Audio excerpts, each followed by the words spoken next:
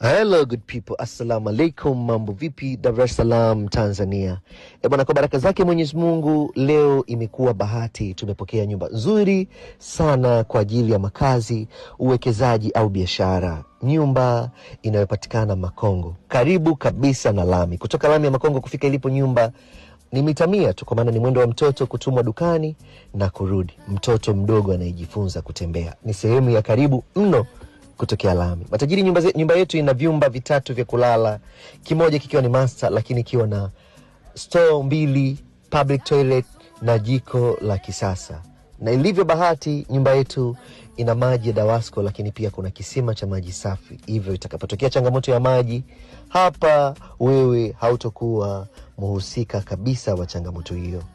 Naomba nikukaribishe ndani tajiri yangu. Ulikuwa unatafuta nyumba nzuri ya kuishi Makongo? Nipigie simu haraka, toka mbio, njoo tukague nyumba tumalize. Uzuri ni kwamba nyumba ina clean title deed, hati ya wizara. Unakagua, ukiridhika tunakupa document, nenda wizara ardhi, fanya search. Umeridhika, njoo tumalize biashara. Mhitaji ana shida, amekwama, anahitaji milioni 115 tu za Kitanzania, lakini ana roho nzuri na imani, ipo tayari kufanya maongezi na wewe.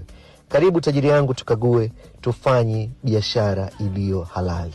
Nikukumbushe tu tajiri, kama hizi hazikai na utokea mara chache.